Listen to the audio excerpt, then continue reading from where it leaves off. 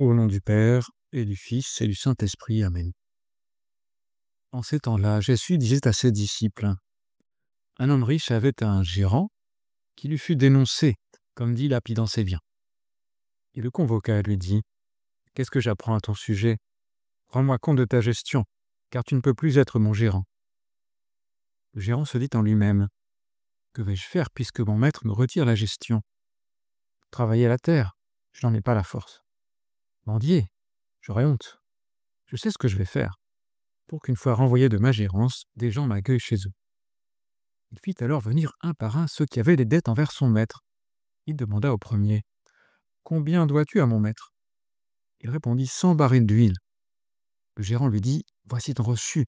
Vite, assieds-toi, écris 50. » Puis il demanda à un autre, « Et toi, combien dois-tu » Il répondit, « 100 sacs de blé. » Le gérant lui dit, « Voici ton reçu, écris 80. » Le maître, dit Jésus, fit l'éloge de ce gérant malhonnête, car il avait agi avec habileté. En effet, les fils de ce monde sont plus habiles entre eux que les fils de la lumière. Eh bien moi, je vous le dis, faites-vous des amis avec l'argent malhonnête, afin que le jour où il ne sera plus là, ces amis vous accueillent dans les demeures éternelles. Nous pouvons être surpris par cet évangile qui semble approuver et même féliciter la fraude. Mais pour Jésus, l'immoralité de cet acte ne fait aucun doute. Le gérant, il était malhonnête avant, il gaspillait les biens de son maître, mais en plus, il est malhonnête après avoir été renvoyé, qui falsifie les créances pour s'attirer les bonnes grâces des gens. Mais Jésus aimerait, et c'est ça son message, que nous soyons aussi résolus, aussi décidés que ce gérant pour les biens éternels, les demeures éternelles, c'est-à-dire la sainteté. Est-ce que je veux vraiment être saint? Voilà une bonne question pour un début d'année scolaire. Est-ce que je veux être saint? Non pas comme un statut ou une ambition personnelle, mais être saint où je veux vraiment aimer Dieu par-dessus tout. Est-ce que je veux vraiment aimer Dieu par-dessus tout? Et quand on veut vraiment quelque chose, on cherche tous les moyens pour l'obtenir. Saint José Maria écrit, « Tu me dis oui, je veux. » Bien, mais veux-tu comme un avare veut son or, une mère son enfant, un ambitieux des honneurs, ou un pauvre sensuel son plaisir? Non, alors c'est que tu ne veux pas. Est-ce que je veux, Seigneur? Est-ce que je veux t'aimer par-dessus tout? Et Jésus aimerait qu'on soit donc aussi résolu et aussi astucieux que ce gérant. Jésus regrette que les fils de ce monde soient plus habiles entre eux que les fils de la lumière. Donc il nous dit, mais soyez astucieux aussi pour le domaine de la lumière, le domaine du ciel. Comme vous l'êtes pour obtenir un poste, pour obtenir un prêt bancaire ou une réduction sur Internet. Et dans la prédication de Saint José Maria, il y a un certain nombre de conseils concrets et souvent astucieux. C'est un message de sainteté au milieu du monde, donc c'est à la fois élevé et pratique. Parce que nous ne vivons pas dans un monde idéal, ni dans des vacances, ni dans un isolement. Alors, prenons-en quelques-uns, quelques conseils ou astuces. Le premier concerne le plan de vie. Le plan de vie, bon, aujourd'hui ça peut vouloir dire plusieurs choses, mais dans le langage de Saint José Maria, qui l'a emprunté à la littérature spirituelle de son époque, c'était, il entend par là l'ensemble des prières, des dévotions qui peuvent jalonner une journée, ou une semaine, ou une année. Saint José Maria nous dit, essaye de t'en tenir à un plan de vie avec constance. Quelques minutes de prière, l'assistance à la messe, tous les jours si possible, ça c'est ambitieux. La communion fréquente, un recours assidu au Saint-Sacrement du pardon, même si ta conscience ne te reproche pas de péché mortel. La visite à Jésus dans le tabernacle. Il y a des gens qui vont tous les jours rendre visite à Jésus dans une église. La récitation et la contemplation des mystères du Saint-Rosaire, étant de merveilleuses pratiques de piété que tu connais bien, ou que tu peux apprendre. Saint José Maria était réaliste, il conseillait de se créer une routine, comme on dit maintenant, c'est-à-dire tous les matins en se levant, offrir la journée, lire un peu d'évangile tous les jours. On vient de le lire, tous les jours un peu de lecture. Aujourd'hui, pour ceux qui conduisent ou qui font des trajets, nous avons les audios, les podcasts. Le site, opusdei.fr en propose beaucoup, à commencer par celui que vous êtes en train d'écouter d'ailleurs. Donc, plan de vie. Une deuxième astuce, concerne la présence de Dieu. Souvent, nous nous désolons d'oublier le Seigneur pendant la journée. Il y a tellement d'autres pensées qui prennent la place, tellement d'autres aussi, informations, sollicitations, images qui peuvent nous arracher à la présence de Dieu. Et même en priant, nous voyons que nous partons ailleurs. Alors saint José Maria, pour nous aider à maintenir la conscience du Seigneur dans la journée, nous recommande recours à ces saints procédés humains que je t'ai conseillés pour ne pas perdre la présence de Dieu. 2 points. Oraison jaculatoire, c'est-à-dire de courtes prières qu'on peut dire à tout moment. Acte d'amour et de réparation. Communion spirituelle. Regard à l'image de Notre-Dame. Petite prière, on peut dire « Seigneur, je t'aime ». Sainte Marie, aide tes fils. Saint José Maria, il avait lui-même fait faire des tapisseries, des inscriptions dans la maison où il habitait, à Villa Tevere, qui est toujours le siège central de l'Opus Dei. Voilà, ut iumentum, c'est-à-dire comme un petit âne, avec une tapisserie d'un âne. Je suis Seigneur comme ta monture. Ou Seigneur, tu sais tout, tu sais que je t'aime.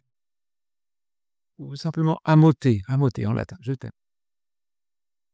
Et Marie, oui, Marie, Notre-Dame, je peux te mettre sur mon chemin quotidien, parce que j'ai chez moi une statue, une icône, ou parce que je t'ai mis comme fond d'écran sur mon téléphone, mon ordinateur. Donc des astuces pour conserver la présence de Dieu dans la journée. Un troisième conseil astucieux, c'est de faire porter la lutte spirituelle, la lutte, le combat, loin des murailles de la forteresse. C'est-à-dire ne pas laisser l'ennemi s'approcher dans la zone où on peut pécher. Habituez-vous, dit saint José Maria, à situer la lutte en des points éloignés des murailles de la forteresse. Ça s'applique spécialement, ce conseil, à la lutte pour la sainte pureté, contre la mauvaise curiosité. Nous savons bien que si on ne veut pas tomber dans des problèmes qui peuvent mener jusqu'à l'addiction, aux réseaux sociaux par exemple, ou à la pornographie, il faut pratiquer la maîtrise de soi sur d'autres sujets qui ne sont pas du domaine du péché, mais qui sont des terrains d'entraînement ou de bataille. Alors là, Seigneur, ai-je besoin, par exemple, de regarder toutes les publicités dans la rue ou dans le métro? Même les bonnes. Mais est-ce que j'ai besoin de tout regarder? Est-ce que j'ai besoin, gros sujet, de tout voir, de tout savoir sur l'actualité, sur les gens, sur l'Église, sur le monde catholique même, même sur le pape? On peut passer des dizaines d'heures à tout savoir. Mais est-ce que j'ai besoin de tout ça, Seigneur? Est-ce que je peux pas me modérer dans ce domaine-là? Et après, j'aurai plus de facilité à me modérer dans des domaines dangereux pour mon âme. Donc c'était un troisième conseil, à lutter loin des murailles. Et un quatrième conseil, c'est de transformer les distractions en prières. Donc ça nous arrive tous d'être distraits, mais on peut prier pour telle situation qui me pèse, qui est venue à mon esprit dans la prière. Je te la confie, Seigneur. Telle personne qui m'inquiète, je prie pour lui ou pour elle. Tout est occasion de prier. Voilà. En lisant, en écoutant saint José Maria, on pourra trouver beaucoup d'autres astuces. Et enfin, l'évangile d'aujourd'hui se termine par une affirmation sans concession sur l'attachement à l'argent ou la fascination pour la richesse. Jésus affirme: aucun domestique ne peut servir 2 maîtres. Ou bien il haïra l'un et aimera l'autre, ou bien il s'attachera à l'un et méprisera l'autre. Vous ne pouvez pas servir à la fois Dieu et l'argent. Dans l'Ancien Testament, on voit bien que Dieu a une horreur suprême de l'idolâtrie, qui consiste à remplacer Dieu par une statue d'or ou d'argent, par des dieux imaginaires, créés à l'image de l'homme d'ailleurs. Et dans le Nouveau Testament, Jésus est sans compromis sur l'idolâtrie de la richesse. Il vient de le dire, on ne peut pas servir Dieu et l'argent. L'argent ne peut pas prendre trop d'importance. Il est plus facile à un chameau de passer par un trou d'aiguille qu'à un riche d'entrer dans le royaume de Dieu. Le riche, le fasciné par la richesse. Ou alors, tiens, c'était la lecture de vendredi dernier, Épître à Timothée, la racine de tous les maux, c'est l'amour de l'argent. Pour s'y être attachés, certains se sont égarés loin de la foi et se sont infligés eux-mêmes des tourments sans nombre. Donc l'amour de l'argent, qui n'est pas forcément mesuré par le montant du compte bancaire. Il y a des pauvres qui ont une mentalité de riches, qui veulent profiter de tout, exploiter le système jusqu'à la corde. Il y a des pauvres qui ne pensent qu'aux richesses. Il y a des riches qui vivent de manière détachée. C'est peut-être plus difficile. Et puis d'ailleurs, il n'y a pas que l'argent qui se compte en monnaie, hein. Il y a aussi la réputation, le succès mondain, le succès sur internet, autant de soucis, hein, qui peuvent infliger des tourments sans nombre, dit saint Paul à Timothée. Donc le Seigneur veut que nous soyons libres par rapport aux biens matériels. D'ailleurs, dans cette parabole, le maître semble un peu indifférent aux sommes d'argent que le gérant malhonnête lui a fait perdre, ou aurait pu lui faire perdre. Il n'est pas offensé dans sa chair, hein, c'est simplement de l'argent. C'est pas si grave. Enfin, l'argent, on en a besoin, surtout si on est juste, mais c'est que de l'argent. Et le souci exagéré du bien-être, ou du pouvoir d'achat, le Seigneur le déplore, lui qui nous propose son amour par-dessus tout, mais qui s'est parfois vu préférer, voilà, essayer une paire de bœufs, hein, plutôt que se rendre au banquet des noces du Fils du roi, c'est-à-dire le banquet des noces du Christ et de l'Église, qui est anticipé dans chaque messe. Alors Notre-Dame aide-nous sur les deux points, à être astucieux dans la conquête de la sainteté et à ne pas tomber dans l'idolâtrie de l'argent, nous qui vivons souvent dans des sociétés opulentes, hein, ou des sociétés qui ne rêvent qu'à ça, qu'à devenir opulentes.